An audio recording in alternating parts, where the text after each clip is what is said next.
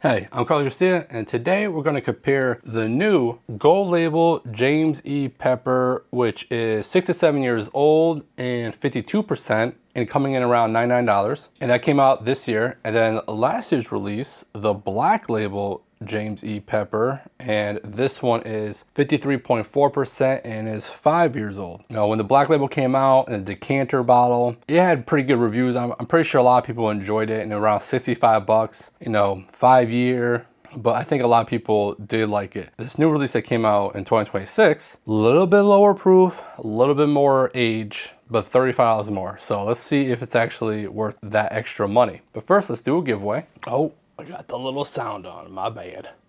So this is for the Old Forester video, but once again, the Old Forester video did well. I don't know.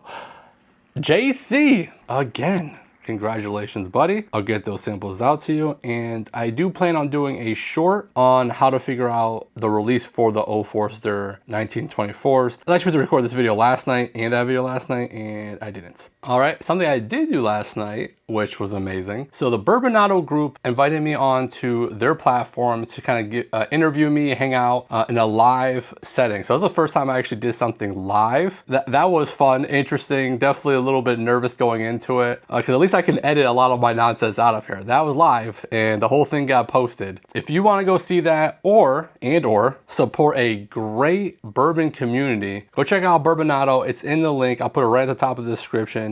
It's in the link. It's in the description. I'll put the link right at the top of all the other stuff. It's on the school platform, so if you're not familiar with that, it's kind of like a Discord, a little bit different. I'm now on there, and great group of guys, great community. So you go check them out, and the video of me on there is already posted by the time you guys are seeing this. So let's get into the blind today. All right, let's get to the nose on A. Okay, a very good nose on A. So it's a lot of like kind of two different things. So there's a lot of red fruit sweetness, dare I say red Jolly Rancher.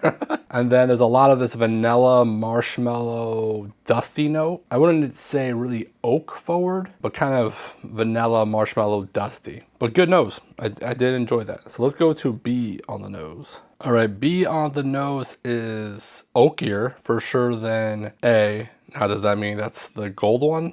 I would hope so, I guess, just for me. Less red fruit though, so it's less sweet, less red fruit than A. I'm still getting that vanilla marshmallow dusty note, but seems richer and oakier on B. Let's get into the palate. All right, first sip of the day. So again, the finish, not the best, but on the palate, red Jolly Rancher immediately. Sweet red fruit, which is basically red Jolly Rancher. Bubblegum, like the cheap pink bubblegum with like the white powdery thing on it. Oak tannins, so not the best oak note. And that's what I got on the palate. Yeah, first sip, so we'll see. Finish, some oak and slight baking spice, but kind of went away very fast. So we'll see how it is on the second sip. All right, after the second sip, it is a bubblegum bomb. I don't think I've had another pour of anything that was that bubblegum forward. But it still has a red Jolly Rancher, I don't know, to balance the bubblegum.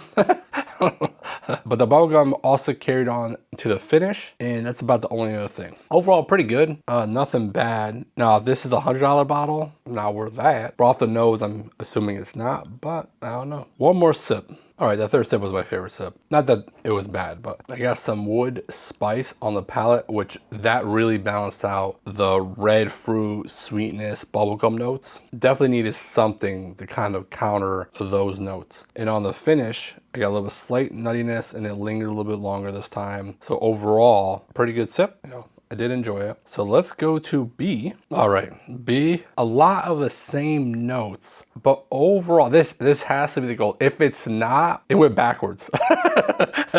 Because if this is the black, which I'm assuming, and this is the gold, it basically is a step up. Not exactly, the flavors are around the same. What it's a step up in is it's overall more well-rounded. I literally wrote as my first note, cleaner, question mark. Like, this is good, but this is just a step up. Now, again, if this is black and this is gold, that's not a step up, it's a step down.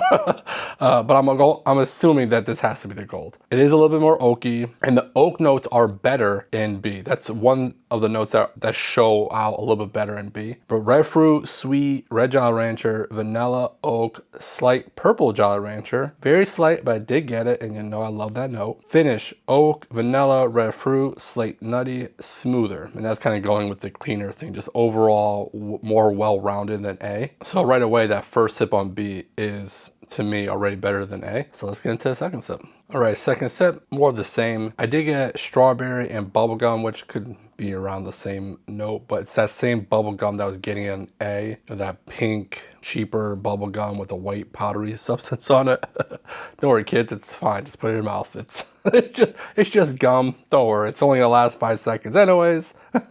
But that bubblegum note finish still good. All right, third sip. I do like that. The purple Jolly Rancher note, I wrote slight before. I'm not gonna cross out slight, but it was a little bit stronger this time. Overall, very tasty. The gold label one, which again, assuming it's B, I'll be shocked if it's the other way around. But the gold label, it was in my Whiskey Cigar Club. You know, it was in the last video. It was one of the most recent videos. I think it was the last video. It scored, I think, like a 3.75 for me. And that's around what I would think that I'm scoring B. I just don't know how far back Class A is compared to that. But that's the thing, right? So it scored 3.75 in that lineup, which was kind of on the bottom tier, but that lineup was stupid. When it's comparing to itself or similar price bottles, it's definitely standing out a little bit more. But it's still gonna score around the same. So let's A-B these real quick. Oh wow, right after water, it became so cola forward. But I never write any notes right after water. Now I'll see if I still get it after the second sip. Man, that 100% changed that whole thing though. Crazy. Holy moly. All right, I'm gonna take a third sip because the profile completely changed. And I don't know if that's 100% the water or if I was just missing this on this first sip. It's now more coffee and more like cherry cola. Where did that come from at all? I don't know. So I'm gonna get one more sip before I start writing down crazy notes. I mean, A just got way better. You think drinking booze is easy? So I wrote slight cherry cola, slight coffee on the palate, and slight coffee on the finish. That third sip wasn't as strong as that second or even first sip, but it definitely balanced it out a little bit better. All right.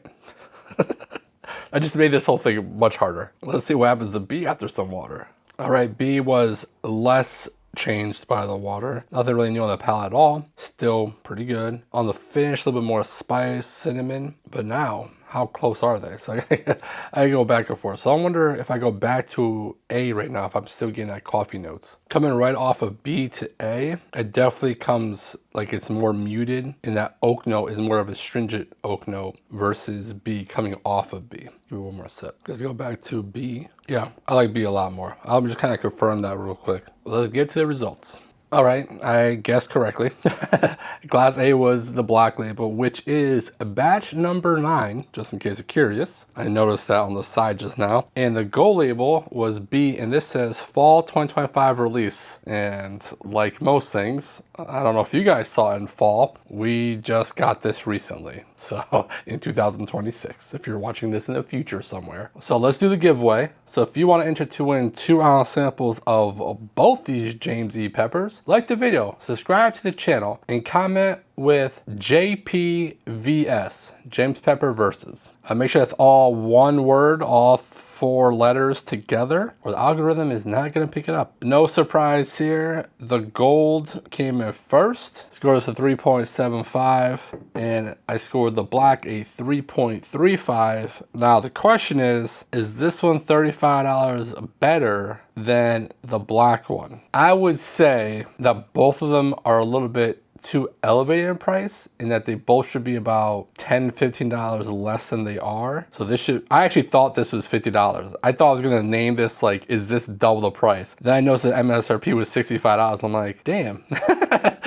And I thought this is gonna be way overpriced, but the fact that this is $65 and this is now $35 more, you know, I wish this was 50 and this was like 75, and I think that would make it like a really good value. I think they're slightly too expensive for what they are, but they are both good. Would I go get a backup? I wouldn't. You know, I'm not, you know, this is one and done for me. I'll wait for them to release the silver label next and review that, you know what I mean? Like, I would just wait for the next release instead of buying a backup of this, which is what I think most distilleries are going to be doing from now on, is all these kind of like limited runs so that people go try them and then they just don't do them again, they do something else, because I think that's what they're pushing nowadays. Anyways, please do me a favor, go check out Bourbonado in the description, go join their group, go watch that video of me, especially if you want to know a little bit more about me. It was kind of like an interview about me showcasing for their group, and a great group of people run by great people. Jared kind of interviewed me, and Jeremy and Charlie kind of all run it together, the three of them, and you know, great admins and just a great community they got over there. So please, you know, for me, go over there, join their community, show them that, you know, our community is strong and that we can support each other's communities. Don't do nothing stupid. And if you do, don't get caught. Bye.